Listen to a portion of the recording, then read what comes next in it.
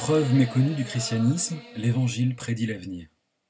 La vie entière de Jésus-Christ est prédite, avec une précision stupéfiante, par les prophéties de l'Ancien Testament. Cela a toujours été considéré comme une preuve certaine de la vérité du christianisme. Mais cette preuve n'est pas immédiate. Elle n'apparaît qu'après une étude que tout le monde n'a pas le temps, les moyens ou l'envie de faire. C'est pourquoi nous allons apporter une autre preuve, beaucoup plus directe, en montrant que le Nouveau Testament lui-même contient des prophéties qui annoncent notre histoire et notre époque, et que chacun peut immédiatement vérifier. Ce texte du 1er siècle prédit son avenir, c'est-à-dire notre présent. C'est la preuve la plus irréfutable de l'authenticité du message et de la mission du Christ, transmis dans l'Évangile, qui peut être faite par sa simple lecture, si nos yeux, notre cœur et notre intelligence sont ouverts. Les chrétiens ont tellement l'habitude d'entendre ces textes qu'ils ne se rendent en général plus du tout compte de leur caractère prophétique, inexplicable sans une inspiration divine. En effet, n'importe quel texte pourrait par hasard prédire un événement à venir, mais lorsque les prévisions se comptent par dizaines et s'avèrent toutes exactes, il ne peut plus s'agir d'un coup de chance. Ces prédictions sont parfois celles d'autres personnes, comme sa mère ou ses apôtres, mais la plupart sont attribuées à Jésus lui-même. Au début de l'Évangile selon saint Marc, deux textes sont particulièrement frappants. D'abord, la prophétie de Marie. Lors de sa visite à sa cousine Élisabeth, Marie, enceinte de l'Emmanuel, s'exclame cette prière que la tradition latine appelle le Magnificat. « Mon âme magnifie le Seigneur, et mon esprit se réjouit en Dieu mon Sauveur, parce qu'il a jeté les yeux sur la bassesse de sa servante, car voici désormais, toutes les générations me diront bienheureuse. » Une jeune Galiléenne d'une quinzaine d'années annonce donc tranquillement que pendant toute la durée de l'humanité, on se souviendra d'elle et on l'honorera. Cette prophétie s'est réalisée et continue de se réaliser. Les chrétiens, orthodoxes et même hétérodoxes, ont une affection, une dévotion, une vénération particulière pour Marie, qu'ils considèrent comme la mère de Dieu. Comment pouvait-elle, adolescente, femme de charpentier, vivant dans la Galilée occupée par l'Empire romain, affirmer avec une telle certitude un destin aussi peu vraisemblable? Les chrétiens l'expliquent par l'inspiration de l'Esprit Saint.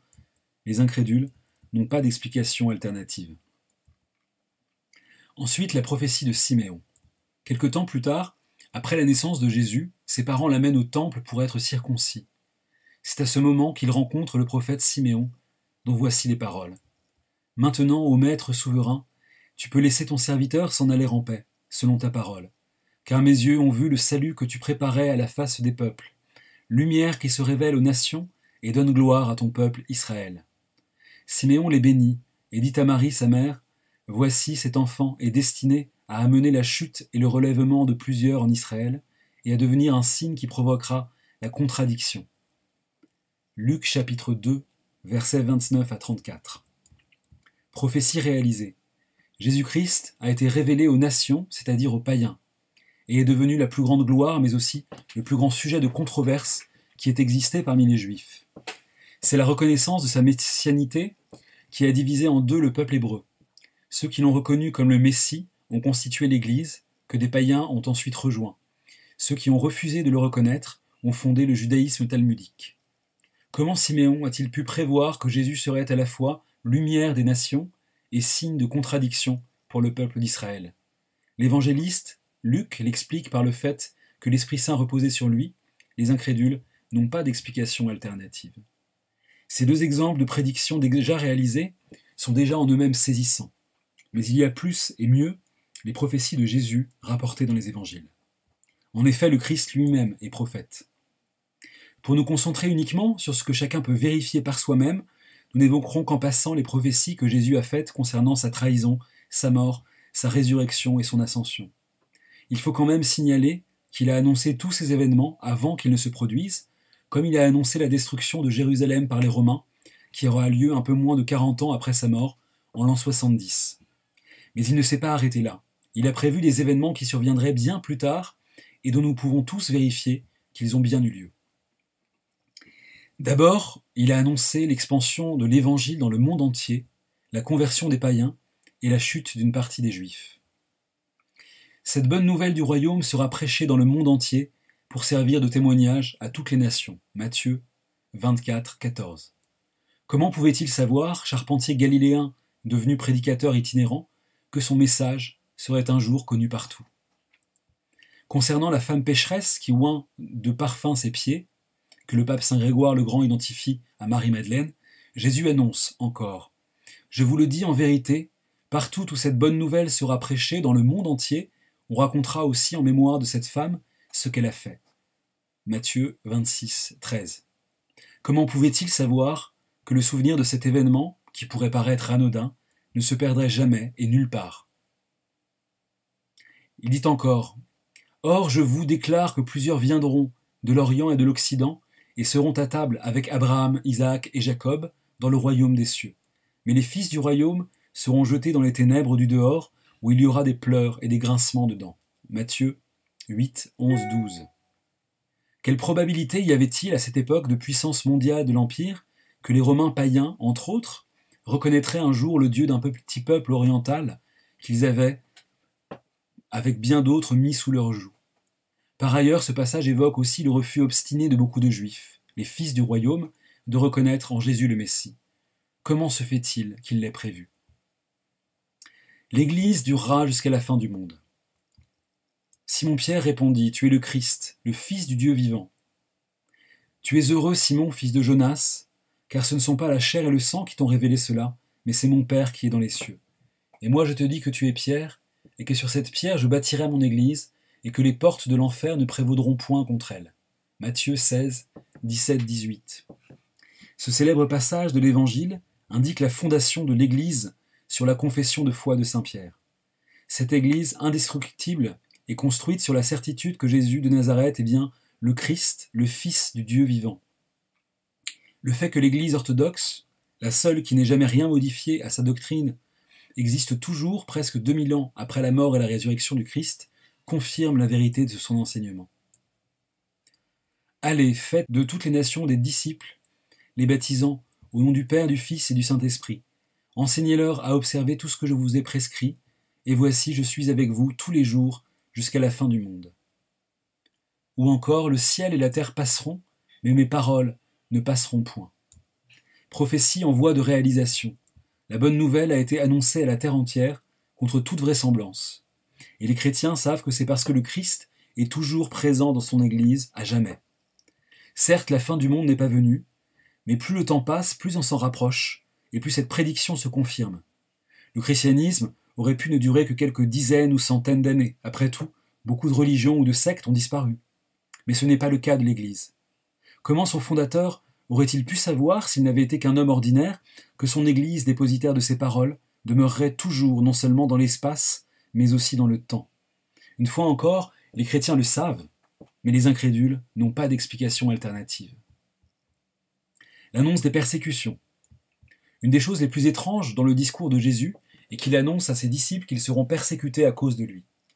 S'il était un usurpateur, on ne voit pas bien pourquoi il aurait inventé cela, ce n'est pas très efficace comme moyen de persuasion.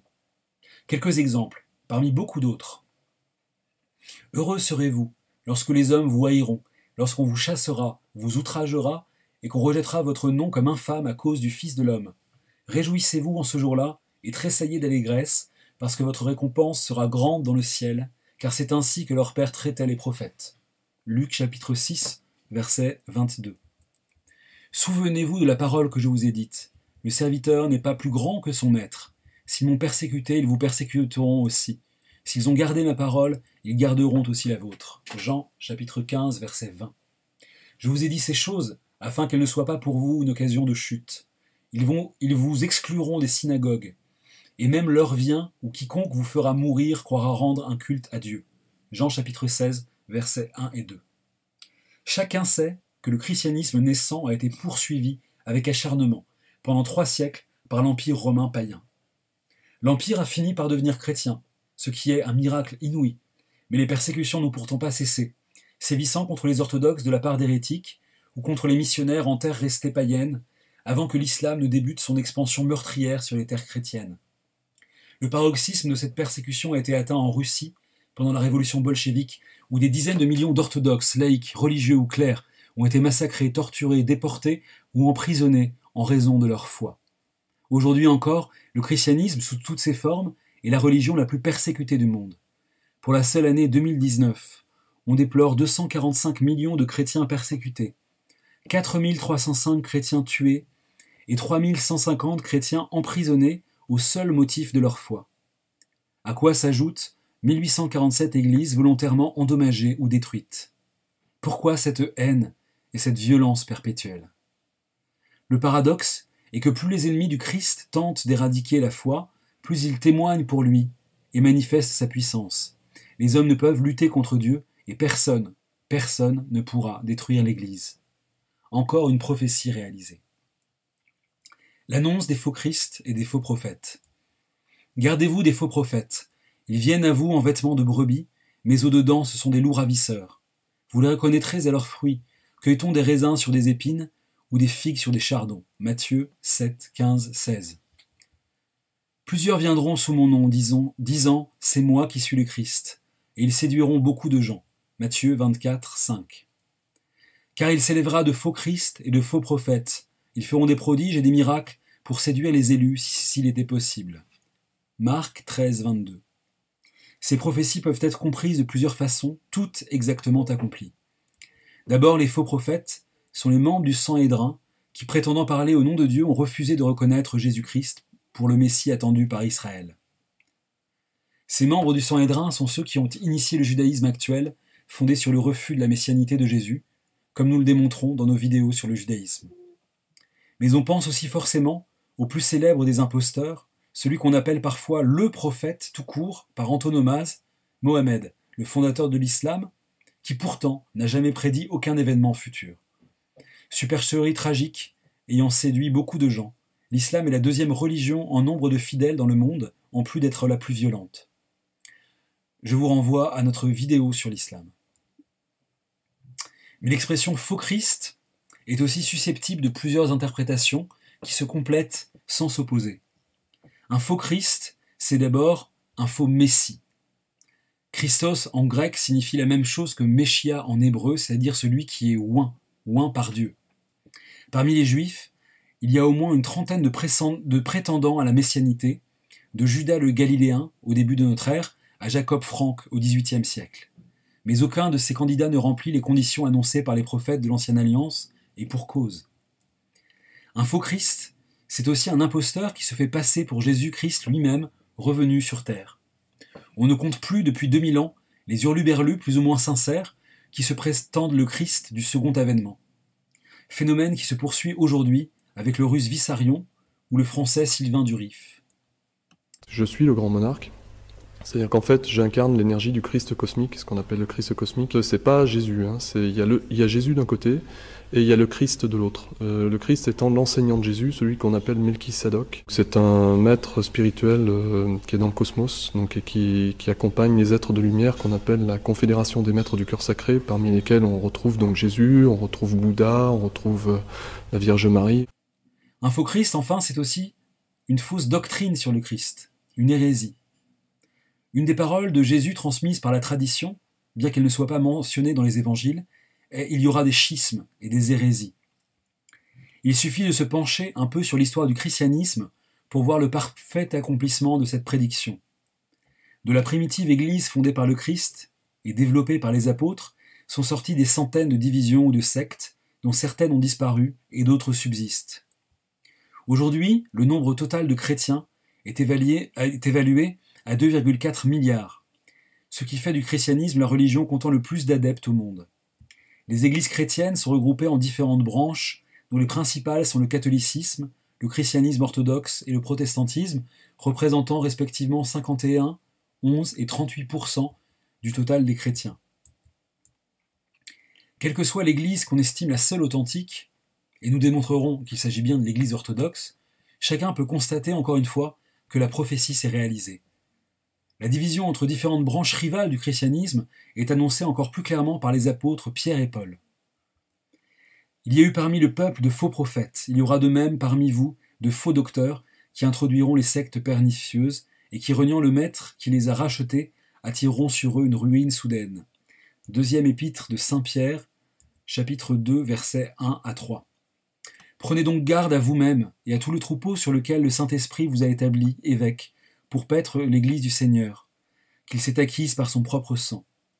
Je sais qu'il s'introduira parmi vous, après mon départ, des loups cruels, qui n'épargneront pas le troupeau, et qu'il s'élèvera au milieu de vous des hommes qui enseigneront des choses pernicieuses pour entraîner les disciples après eux.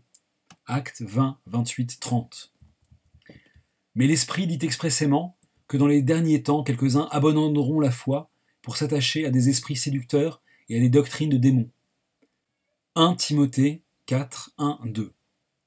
Car il faut qu'il y ait même des hérésies parmi vous, afin que ceux qui sont dignes d'approbation soient manifestés parmi vous. 1 Corinthiens 11, 19. Car il viendra un temps où les hommes ne supporteront plus la saine doctrine, mais ayant la démangeaison d'entendre des choses agréables, ils se donneront une foule de docteurs selon leurs propres désirs, détourneront l'oreille de la vérité et se tourneront vers les fables. 2 Timothée 4, 3, 4. Jésus a donc prévu non seulement la diffusion universelle de son message dans l'espace et le temps, mais encore l'apparition de 2 autres religions du livre, les concurrents qui lui surviendraient, les imposteurs qui se feraient passer pour lui, et les divisions qui se produiraient parmi ses disciples. Peut-il s'agir d'une coïncidence? Il faudrait vraiment de l'opiniâtreté pour l'affirmer. L'annonce du refroidissement de la foi. Dans ses discours eschatologiques, c'est-à-dire concernant la fin des temps, Jésus annonce la perte de la foi et de l'amour parmi les chrétiens. Et parce que l'iniquité se sera accrue, la charité du plus grand nombre se refroidira. Matthieu chapitre 24, verset 12. Ou encore, mais quand le Fils de l'homme viendra, pensez-vous qu'il trouvera la foi sur la terre? Luc chapitre 18, verset 8. On pourrait voir dans ces annonces des prophéties contradictoires avec celles qui prévoient la christianisation de toute la terre. Mais bien au contraire, ces prophéties se complètent pour nous parler d'aujourd'hui. L'évangile a été prêché à peu près partout, l'Église est toujours là, le diable s'acharne toujours à la persécuter et à la diviser, mais la chrétienté européenne est en pleine décadence. La foi se refroidit, les chrétiens authentiques sont de plus en plus minoritaires.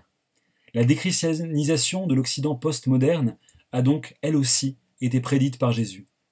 Paradoxe encore, plus les Occidentaux essayent de s'éloigner du Christ, plus ils rendent involontairement témoignage à son omniscience. Pour nous résumer, une immense partie du monde a été christianisée comme prévu. On y honore toujours et pour toujours Marie de Nazareth comme prévu. Une partie d'Israël n'a pas reconnu Jésus pour le Messie comme prévu. Les chrétiens ont été, sont et seront de nouveau persécutés comme prévu. Ils se sont divisés en plusieurs courants, comme prévu. De fausses religions tentent de supplanter la vraie, comme prévu. Et enfin, l'amour de Dieu se refroidit et la foi s'attiédit, comme prévu. Qui peut nier que tous ces phénomènes sont annoncés dès le 1er siècle et que ces prophéties se réalisent encore sous nos propres yeux? Le Christ, par l'Esprit Saint ou directement, a donc annoncé le futur, c'est-à-dire notre présent, sans se tromper, dans tout le Nouveau Testament. N'est-ce pas une raison suffisante pour nous fier complètement à lui? Écoutons sa voix divine qui nous dit « Je suis la voie, la vérité et la vie. Nul ne vient au Père que par moi.